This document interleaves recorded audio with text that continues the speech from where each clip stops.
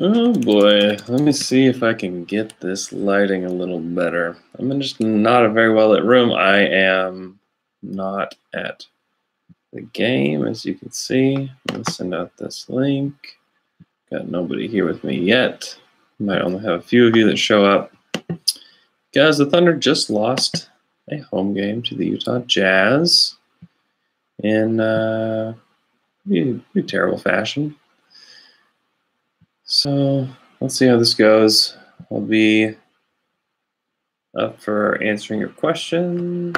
Let me send this link out.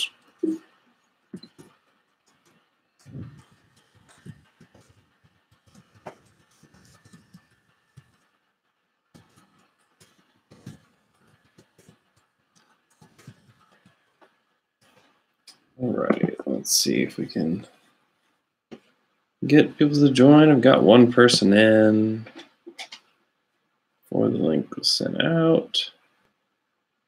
And let's see how this goes. So, as many of you know, or one of you know, Thunder lost 95 to 102 to the Utah Jazz at home in a game where the Thunder big three, that includes Russell Westbrook, Paul George, and Melo, did not shoot the ball well. In fact, in the fourth quarter, they were 0 of 14, which feels about right. It feels like they were 0 of like 35, though. Not hit a shot. I felt like Russell was overpassing. Hello, welcome to the chat. I felt Russell just overpassed tonight, which is a weird thing. That's like not a Russell Westbrook thing to do.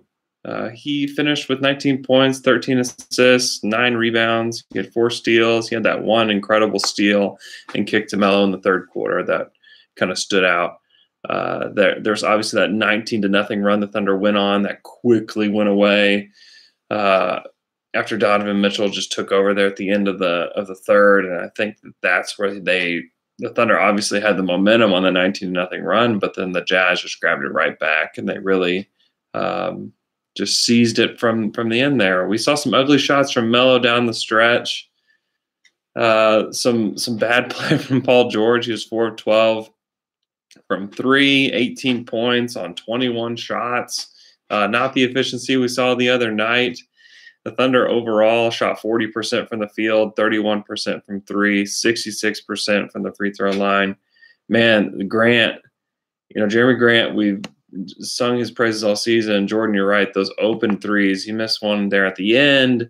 There was that one, though, from the corner that went in and out and back in and back out. And it was just like, oh, that was just one of the more painful threes to see him miss that. Patterson played 10 minutes, didn't have a huge impact. Thoughts on LeBron being told on live TV of the passing of Baron Popovich? Yeah, I mean, that's a whole nother thing unto itself. It's very personal. It's not a private matter because he's a very public figure. But yeah, let's let it breathe a little bit. Let's give some respect. Yeah, I agree. It's pretty tasteless. Back to this Thunder game though, man, it was a frustrating one, to be honest. Other than that 9-0 run, it was a frustrating one to watch. It was very, very physical. The Thunder, let me take a look at the final numbers on the rebounding battle, 46 to 56. I mean, that's where the game was lost, was in the rebounding battle. Derek Favors in particular, he went for 20 and 16. He had 8 offensive rebounds tonight. And I think that there and Rubio's shooting was the difference. You're going to get that stuff from Donovan mid-game from Gobert. The Thunder, again, were able to take Joe Ingles out of his game. He was 1 for 6 from the field, 3 points. They did what they're supposed to do there. They basically executed their defensive game plan just like they did game 1. They weren't as good, but they still executed it well enough. But Rubio, he was 5 of 8 from 3. And, they contested him decently. They weren't great, but they at least contested him. And then Donovan Mitchell just took over there at the end. He was 0 of 7 from 3. He was jacking a lot of shots there at the end. But when he got to the rim, and in particular that spin move there was just outrageous.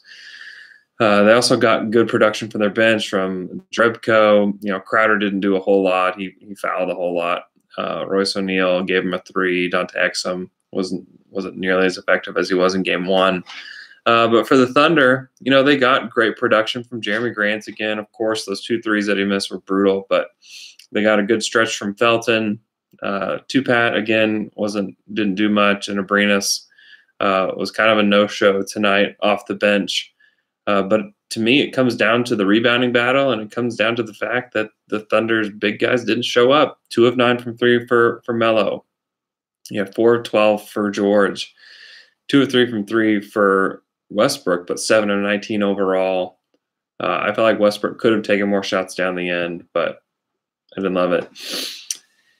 Yeah, the officiating was something. There were some calls there that I didn't particularly agree with. I wouldn't go as far to say that the refs are to blame for this one, but there were certainly some calls that I would say I didn't agree with. But I wouldn't say that Westbrook was the main reason. What can we do to help Thick Daddy shake Exum? His link seems to give him fits. Man, Exum just brings that energy on Felton, and he tries to deny him that ball. They just have to set some ball screens to get him open. I don't think that it's anything that can't be done. Do you think Billy should lower Melo's minutes? 37 tonight. It seems like too much. Yeah, he said same with Russ. Russell, I'm fine with Russell and Paul playing big minutes. Melo, I'm looking at ESPN box score, has him at 38. It's probably 37 and change. I don't like that. I really don't. I think Grant can take a few of those minutes. Also, one thing that you can say, Adams played 22 minutes and he fouled out. That's a huge thing for the Thunder. Their defense relies on him a lot. And I thought the way they officiated him defending Gobert, I mean, he's going straight up, arms up, going right into him, or Gobert's going right into him. I thought that last one was very questionable. I did not like that call where Gobert is initiating all of the contact. He's standing straight up and down. I didn't like that foul call in particular. But if you only get 22 minutes out of Steven Adams, then you have to figure it out otherwise. I thought they actually played great minutes without him, but overall that's not sustainable for the Thunder to win games. So I did not like that. But overall, I thought Billy did a good job. I don't think that's Billy's fault they lost this. I think it's just shots that didn't go in and the rebounding battle that they lost, and just, Favors going 2 of 3 from the 3-point line, and Rubio shooting as well. Those dudes are, Rubio's been pretty good this season. I get that, but, those guys aren't going to be that hot, from game to game. So nothing that's too concerning to me, except for the fact that we just saw kind of the same Thunder team we've seen all season, where the effort is just not there all the time. And that's the biggest concern, is that the effort is not going to be there from night to night to night. They showed great effort in game 1, didn't see quite the same effort throughout the whole game in game 2.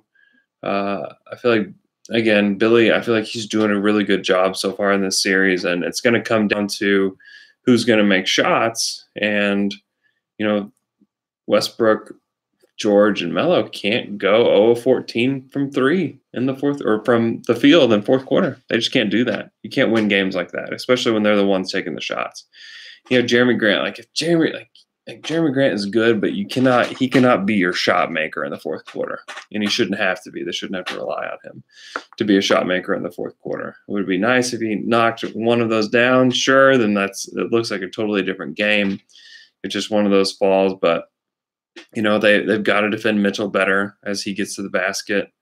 They probably need to put Paul on him a little bit earlier and see if you can put Brewer or somebody else over on Joe Ingles and see if that, that different look helps. because I've had Russell on him. I thought Russell didn't do the greatest job on Mitchell. He's just a beast. He's just really good. And part of tonight is that this is the coming out party for the whole world for him. Actually, it's really not, because this game was on NBA TV, which is weird. I don't know why you'd put Thunder Jazz on NBA TV. I thought that was odd, but anyways, if you have questions, fire away. If only Melo would stop trying 28-foot three-point daggers, I'd be happier with him, especially when he's not hitting. Yeah, I get the frustration with Melo. I totally get it that he's not exactly the guy we want taking those shots there at the end, but he had some good look and he missed them, and you kind of have to live with that with this team. Steve fouling out cannot happen. Yeah, I agree, Tom. That's a big deal for the Thunder. Is, Adams has to stay out of foul trouble, and he's typically pretty good at it. But tonight the Jazz went right at him, and I didn't hesitate. I didn't think that he was very effective in the minutes that he played for the most part, but they do just need him. They need him in there badly against that big front line, because the Jazz stayed big there at the end, and it worked. The Jazz with their two bigs in there worked very, very well. Keep asking questions if you got them. Thunder 6 still realistic? Of course. Yeah. The Thunder have to lose 2 in order for them to go to 6 games. So yeah, if we're picking the Thunder in 6 or 7, like, the Thunder have to lose games. Is 5 realistic, Jordan? Of course. They'll have to lose. They can go win. They've won in Utah. They can win in Utah. That's not out of the question. So I mean, you have to, with these playoff series, you can ride the emotional roller coaster, but you're going to be super exhausted. I still think the Thunder have a really good chance to win this series. Can they pull one out in Utah? Absolutely, Jose. Yeah, without a doubt. I think this Thunder team can. Now, will they? Well, it depends on how they shoot. Is Paul George going to shoot like he did, or at least like 80% of what he did in Game 1? Then yeah, they can. Any reason Adams kept going in the tunnel after getting fouls? Is he more hurt than we know? He's tough in that regard, because he won't talk about his injuries. I do think that there's something to his wrist. I mean, he's got wrapped up, and he's had these things in the past. And this is kind of like 2016, if you remember. Adams basically had these injuries that started like at the beginning of the playoffs and like continued throughout, and he just wasn't right. But yeah, he's a tough one, because he won't talk about his injuries. He says he's fine. He won't do anything. He won't let anybody know. He's not a baby. He hides it if he can. But yeah, I think that he's going and getting stuff looked at and worked on, and yeah, I think that he's not right, but he'll continue to play. Am I going to Utah? I'm not going to Utah. If you don't know, I don't do this for a full-time job, but something that I love to do. So I'm glad to chat with you guys. Bobby, my biggest regret in the draft is OKC not trading up to get Mitchell. How difficult would it be to get 12 or 13? Probably something. Yeah, it's tough to say at that point, because they got they made that trade with Denver to trade up to get him, and I don't know what Denver would have wanted from OKC to trade up there. I don't know. But yeah, maybe they could have. It's possible, but I wouldn't say it's like there's any certainty behind that. Thunder didn't have a lot of chips to play, and they were certainly holding all their chips, because they were having draft night talks with the Pacers on a Paul George deal. And I've heard, I don't know if this is completely true, that they had a deal done on draft night for Paul. And so the Thunder weren't looking, wouldn't call it a regret or anything like that, because the Thunder had, at the time, bigger fish to fry than trying to move up in the draft. And they liked Ferguson, and they liked the spot they were at, and I wouldn't worry too much about that one. Man, I was a huge fan of Mitchell. He was my guy. He was definitely my guy. What's the deal? Was that, the deal with the Pacers. The weird thing I've learned from PG this year, so when his shots aren't falling, he never seems to be able to go to get it going from 2. He's not a good driver finisher. He doesn't have a great handle. Yeah, Connor, like he's just so casual with his dribble. I think that's the biggest problem with it. He's really not. He doesn't have a terrible handle. He's just like way too casual with it. If you see, I didn't do this tonight, but a lot of times on Twitter, I'll start to count up how many bad turnovers he has because he'll have some pretty awful looking turnovers. Yeah, he's very casual with it, and the thing that separates, like the reason that people don't talk about Paul George as like a top 5 player to me is that he doesn't get to the free throw line all that much and doesn't do it consistently. That's like the difference to me, like between like the Steph Currys and the James Hardens, even the Russell Westbrooks and the Kevin Durants, is that those dudes are constantly getting to the free throw line and generating points. They get this feeling that they know when their teams need points and they can't get it going from 3. It's like, well, I'm just going to go get to the rim and I'm going to try to get fouled, or I'm going to get fouled. That's in James Harden's case. Like when he wants to get fouled, he gets fouled. That's how he does it. Give me some decent refs and Thunder win by 10. Yeah, they don't win by 10, but it's probably closer. He always seems to try and finesse a bit too much instead of aggressively going to the rim. Yeah, that's his game. Like he's just super smooth and he likes to create space more than he does like to draw into the defender. And that's just kind of his game. But yeah, I would like to see him get to the free throw line a little bit more. Kind of the same like stuff I was saying about Victor Oladipo, but it's not to the same degree. Obviously, like he does have games where he gets to the rim, or gets to the free throw line 10 times. But Patterson should get more minutes. This is from Wally. I think he can help on both ends. Yeah, I like Patterson a lot. I do. I think this is a tough series for him, though, because he doesn't defend big guys well. Like, I don't think he's a great guy to defend Favors. I don't think he's a great guy to defend Gobert. And so that kind of leaves him a little bit in no man's land. And that's why, you've seen him, tonight, what did he get? 10 minutes? I think he got 8 minutes in the first game. I think that's about what we'll see from Patterson. He's just going to be a guy to get these dudes a breather. And, it's a tough series for him because he thrives a little bit more whenever the other team is going small, and he can guard smaller forwards better. I don't like it. Get Abrines more shots, get him. Do it. I agree. Bobby, they've got to get him more shots. The first quarter looked like a game. Looks like one of there's had a sink. Yeah, Ben Blake. Yeah, they look like regular season Thunder tonight in a lot of ways, where they just don't bring the right energy. I thought the game plan was still there, but they just don't. Game 1 of the season, not this. Yeah. They did not look great in a lot of spaces. Basically, that 19-0 run was the only thing that looked good to me tonight, and everything else was just. Sometimes the Thunder make scoring look so difficult. And they make it look like it's almost an impossible task. And it's not just against the Utah Jazz defense, which was great, which deserves a lot of credit.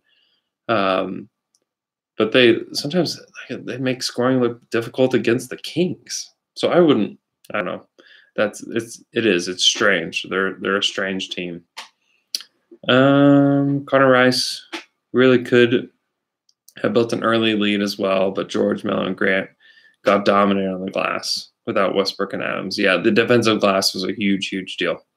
Giving up 8 offensive boards to Favors was the biggest deal. If I were to circle one thing in the box score from tonight's loss, I would say it's definitely Derek Favors. Like, just what he was able to do. He dominated for stretches of the game.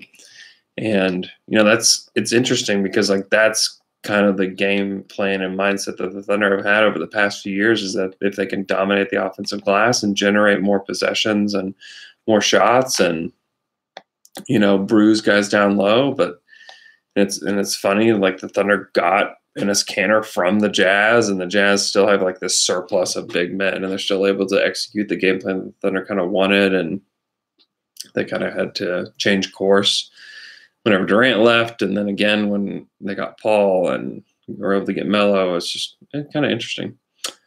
This is from Chris Rambo. we squeeze a few minutes with Ferguson guarding Exum. He seems like a guy gets by everyone else. Yeah, I mean, Exum really wasn't super effective tonight.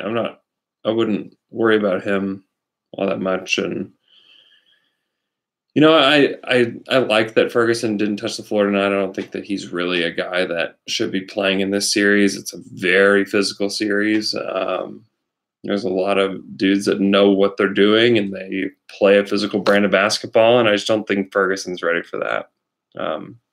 And let's see, I don't think Exum's stat line was overly impressive tonight. Yeah, 2 points, 1 or 3 from the field. He's very active. I like him. He's very, very active. And I think that if he can develop any kind of resemblance of a jump shot, even a Russell Westbrook-esque jump shot, I think that dude's gonna be really good. Melo seemed gassed at the end. 37 minutes on both games is too much. He's too old to play. Yeah, Melo is too old to play the 37 minutes, but the Thunder have good options behind him. They have Patterson there. They have Grant there to play those minutes. And that's where you can even play, like Paul can steal minutes at the 4 too. That's where my beef is with Billy, if there is any at all, is that we have effective backups. Melo doesn't have to play those minutes. And, someone said earlier, I said Patterson maybe doesn't have a place in this, but maybe he does more with the bench. He can play more than 10 minutes with the bench and play against he can play against Jerebko and guys like that pretty well. So, and he promotes ball movement. Patterson does when he's in, and he can shoot it when he gets a chance to. He's 0-2 tonight, but overall I feel like he can shoot it. So that's about all I've got for tonight, unless you guys have any more questions. Thanks for joining me. We'll do this again after the game Saturday night. Super cool that you guys would join me even after a loss. I know it was not a fun game. It was frustrating, but it's gonna be a series. It's gonna be a long series. So I buckle up. I'm holding on to my Thunder in 6. Thunder have to lose 2 games in order for it to go 6, and I think that we can steal one here. Want to cry with fellow Thunder fans? So yeah, this is good to just join and just be frustrated and ask questions, and we're all in this together. We all love Thunder and are also hate them equally at times.